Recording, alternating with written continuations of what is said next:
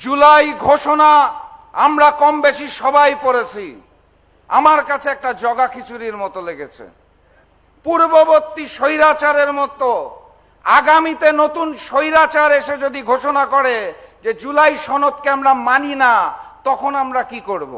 এখন শহীদ আবু সাইদের কবরে যে পোকা মাকড় পিঁপড়া আছে তাদেরকে ধরে ধরে বিক্রি করা হচ্ছে।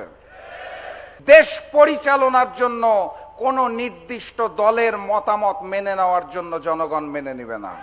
আপনারা সবাই কেমন আছেন? আলহামদুলিল্লাহ।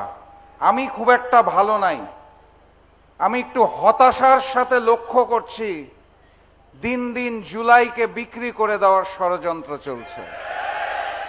আমি অত্যন্ত হতাশার সাথে লক্ষ্য করছি শহীদ আবু সাইদকে বিক্রি করে দেওয়া শেষ। এখন শহীদ আবু সাইদের কবরে যে পোকা মাকড় পিঁপড়া আছে তাদেরকে ধরে ধরে বিক্রি করা হচ্ছে।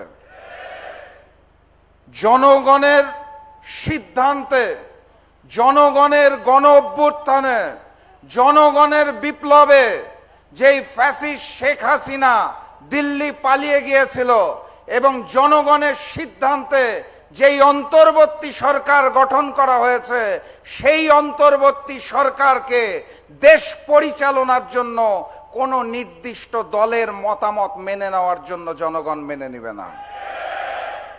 কোনো নির্দিষ্ট দলের ম্যান্ডেট পূরণ করার জন্য বাংলার জনগণ অন্তর্বর্তী সরকারকে গ্রহণ করে নাই।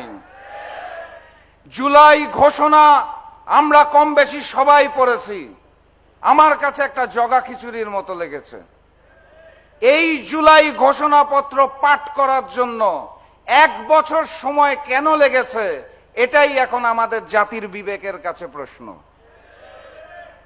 সামনে আসতে যাচ্ছে জুলাই সনদ, যার আইনি ভিত্তি কিভাবে হবে আমরা জানি না, সাংবিধানিক ভিত্তি কি হবে আমরা জানি না।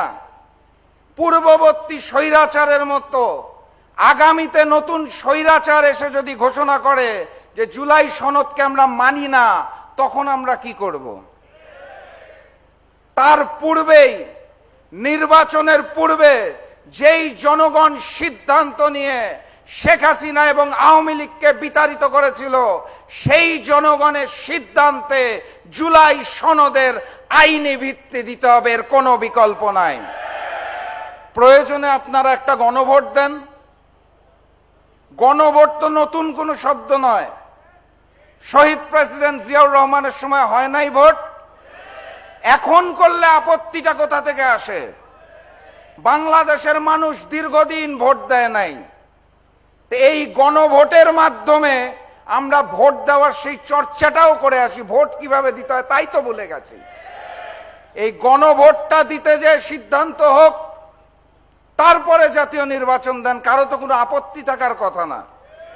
কোনো কিছু বললেই আপনারা বলবেন নির্বাচন পিছানোর ষড়যন্ত্র চলছে। কোনো কিছু বললেই আপনারা বলেন সবকিছুর সমাধান নাকি জাতীয় নির্বাচন। আমি তো ওই গণহত্যাকারী ফ্যাসিস্ট শেখ হাসিনা এবং তার দোসরদের বিচারের সমাধান এখনো দেখতে পাই নাই। আমি তো সন্ত্রাসী সংগঠন আওয়ামী লীগের নিষিদ্ধকরণ এখনো দেখতে পাই নাই। আমি তো এখনো বাংলার মাটিতে ওই ভারতীয় আধিপত্যবাদকে নিশ্চিহ্ন হতে দেখি নাই। এখনো চারপাশে রয়ের এজেন্টরা ঘুরে বেড়াচ্ছে। এরকম একটা সময় এসে কোনো কিছু বললেই আপনারা বলবেন যে ষড়যন্ত্র হচ্ছে, আর নির্বাচন দিন, নির্বাচন দিলেই নাকি সবকিছুর সমাধান হয়ে যাবে। এইটা তো বাংলার জনগণ একবার রক্ত দিয়েছে, রাস্তায় নেমেছে, প্রয়োজনে আরেকবার রক্ত দিবে, কিন্তু নতুন কোনো স্বৈরাচার সৃষ্টি হতে দেব না আমরা ইনশাআল্লাহ। কথাবার্তা পরিষ্কার। জাতীয় নির্বাচনের পূর্বে এই জুলাই সনদের আইনি বৈধতা লাগবে।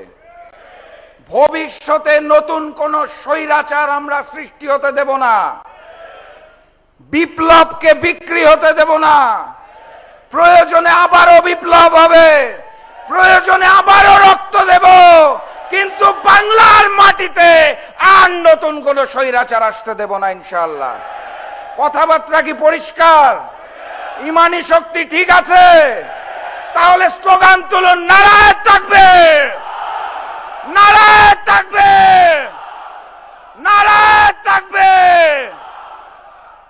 ভারতীয় আধিপত্যবাদ চলবে না, আওয়ামী লীগের অপরাজনীতি চলবে না। আগামীর বাংলাদেশ হবে স্বাধীন এবং সার্বভৌম বাংলাদেশ। নতুন যুদ্ধ আসতে যাচ্ছে, ঘোষণা দিয়ে দিলাম, তৈরি থেকেন। বিজয়ের পথে যাত্রা শুরু, জীবন অথবা মৃত্যু। আসসালামু আলাইকুম।